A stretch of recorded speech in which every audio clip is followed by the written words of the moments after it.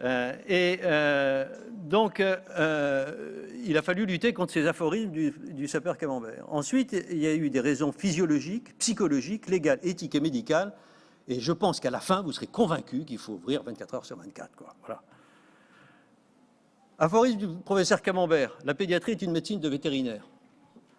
Les enfants sont des petits animaux, la preuve c'est qu'ils ne parlent pas, ils ont un cerveau immature, ils ne perçoivent pas la douleur. Moi quand j'ai commencé la réanimation, on disait tu peux piquer, hein, de toute façon ils n'ont pas de cerveau. Ils ne perçoivent pas la présence des parents, ils ne perçoivent pas d'odeur, de chaleur, de peur, de joie, et tout cela nous gêne dans les soins. C'est faux. Comme vous le savez, c'est faux. Regardez l'image qui arrive. Quand vous voyez cette image, vous savez que l'enfant a déjà tout. Il connaît sa mère, il connaît la voix de sa mère, il connaît le goût du liquide amniotique, il connaît les bruits qui le dérangent et qui ne le dérangent pas, il connaît ce que mange sa mère, il connaît enfin l'infini, puisqu'il en vient, comme disait Henri Michaud.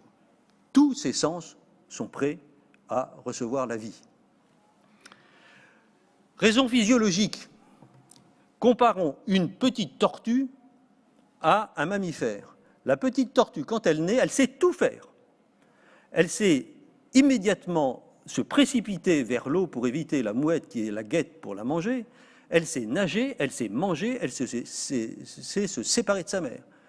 Le petit mammifère, je prends par exemple l'humain, il est obligé d'être élevé, éduqué, rester à la maison et il va acquérir son autonomie à 25 ans dans les bons cas, 23 ans, 40 ans parfois, il quitte la maison.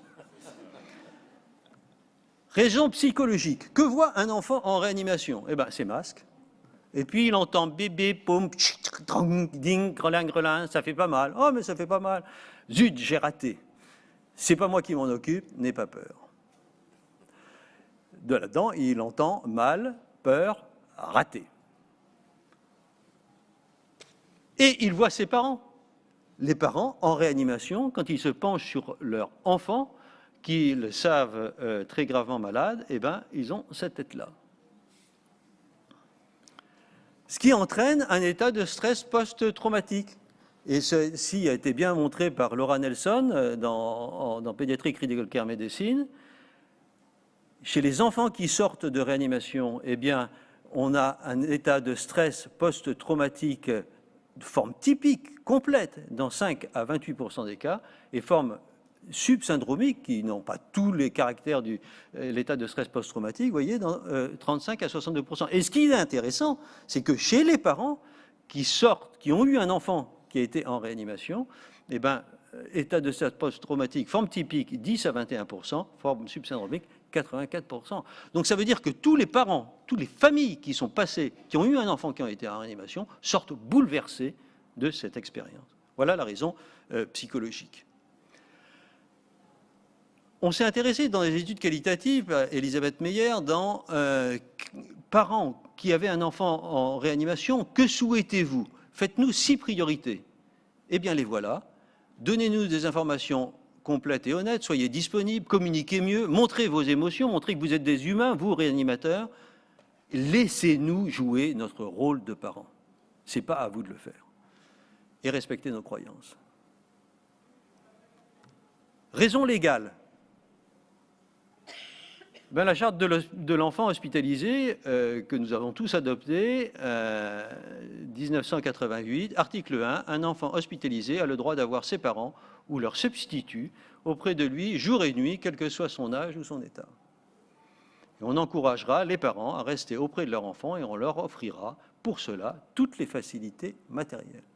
Et c'est ce que l'on a fait, comme je vais vous le montrer tout à l'heure. Passons à la raison éthique. Je prendrai ici dans Hans Jonas, qui a publié le principe responsabilité, un philosophe continental qui a pignon sur rue. L'enfant est le paradigme de la vulnérabilité. Mon devoir de protection envers lui est naturel et non pas contractuel. Et son abandon serait la pire des expériences. Je ne sais pas si vous, dans la salle, là, vous avez vu des enfants qui ont été abandonnés ou des enfants qui ont été adoptés, l'abandon est la pire des expériences pour un enfant qui dépend complètement de ses parents. Il est dans cet état-là. C'est Munch qui a si bien peint la vie en réanimation. Et enfin, raison médicale. Les parents deviennent acteurs du soin. Ça a été dit tout à l'heure par quelqu'un. Ils sont mieux informés, ils participent donc mieux aux décisions. Ils peuvent surveiller leur enfant, ce qui vous soulage. Et puis, leur enfant se sent en sécurité parce qu'il voit ses parents. Alors oui, aux parents en réa, aux familles en réa, et même plus. Oui, aux parents, durant la visite. Pourquoi leur cacher quelque chose? Ils participent à la visite. Oui, aux parents, pendant l'enseignement des étudiants. Pourquoi leur cacher? Oui, aux parents, pendant la réanimation cardio-pulmonaire. Oui, aux parents, durant les procédures invasives. Et tout ça a été étudié, et tout ça, il a été démontré que les parents n'étaient pas du tout gênants. Alors ça demande du personnel, parce que quand vous massez, vous ne pouvez pas expliquer aux parents ce que vous faites. Il faut quelqu'un qui soit là, rien que pour les parents. Mais oui aux parents durant toutes ces procédures. Et même on est un peu jaloux de la réanimation adulte qui va plus loin que les parents. Oui à la famille élargie. Alors, comme l'a dit très justement Élie, ça nous amène à deux conceptions complètement différentes de la réanimation. Et je voulais terminer sur ces deux notions. La notion de soins centrés sur la famille et non plus sur le malade, et sur la réanimation lieu de vie et non pas lieu uniquement de réanimation. Soins centrés sur la famille, le malade appartient à une famille, c'est une fleur dans ce bouquet. Et ceci a été publié par une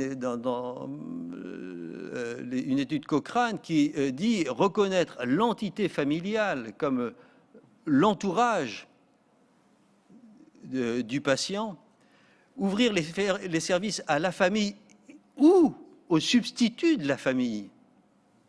Quand vous avez des gens du voyage, le patriarche, il faut le faire rentrer. Si vous ne le faites pas rentrer,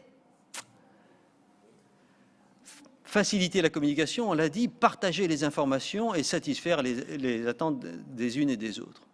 Et la famille, c'est ça. C'est pas uniquement papa, maman, ce sont les frères, les sœurs, la tante, la grand-mère, les grands-pères qui est si important pour l'enfant, qu'il soit nouveau-né ou qu'il soit en réanimation pédiatrique. Et puis la réanimation, lieu de vie. Vous n'avez pas un hôpital pédiatrique maintenant, vous n'avez pas la maison des parents. Et les parents, ils viennent de loin, ils ont un studio qui est mis à leur disposition. Voilà, moi, quand j'ai ouvert mon nouveau service de réanimation à Bicêtre, j'ai créé des studios pour les parents qui ont été immédiatement piqués par les anesthésistes pour servir de chambre de garde aux anesthésistes, sous les ordres de la direction, mais j'en étais malade. Nous avons également, alors, on ne leur offre pas un lit pour dormir à côté de leur enfant, on leur offre un fauteuil qui peut se mettre allongé, vous voyez? Voilà. Mais ils peuvent rester 24 heures sur 24, il n'y a aucun souci. Nous avons une école à l'hôpital, bien sûr, c'est un lieu de vie. Et nous avons, évidemment, les clowns qui viennent pour faire rire. Cet enfant, il est dans une bulle parce qu'il a un déficit immunitaire, et les clowns viennent régulièrement. Et moi, dans mon service, les clowns viennent 2 fois par semaine. Les clowns du rire médecin viennent 2 fois par semaine pour faire rire les enfants. Et ça va très très loin. Un enfant en fin de vie, c'est le jour de visite des clowns. Les parents sortent, voient les clowns et disent « S'il vous plaît, les clowns, vous ne pouvez pas venir jouer dans la chambre de notre enfant qui est en train de décéder afin qu'il parte joyeusement. » Vous voyez, ça va loin. Alors, Oui, les parents, les familles, elles sont là. Et oui, à bas les drains, les piqûres, les bistouris, etc., etc. Ça nous aide, nous, à vraiment mieux soigner. Alors hier, j'ai fait ce topo dans mon service au staff pour savoir si ça passait bien et si j'étais dans les temps. Et j'ai dit, la famille, c'est bon pour la santé des enfants. Comme Voltaire dit, j'ai décidé d'être heureux parce que c'est bon pour la santé. Et il y a une infirmière qui s'est levée, qui a crié, c'est toi qui le dis, c'est pas toi qui les as sur le dos. Qu'est-ce que tu entends par là? Ben oui. La semaine dernière, il y avait un McDo qu'ils avaient laissé dans la chambre. Et puis, quand celle qui est venue, Isora, nettoyer le sol à 9 h, ils étaient toujours en train de dormir. Et puis, ils nous surveillent dans nos soins. Et parfois, ils nous engueulent. L'infirmière précédente, c'est pas comme ça qu'elle faisait. Mais pourquoi vous avez du mal à le prélever? Ouais. Donc, c'est bon pour la santé, c'est bon pour les enfants, mais ça demande d'être rudement réfléchi. Voilà, je vous remercie.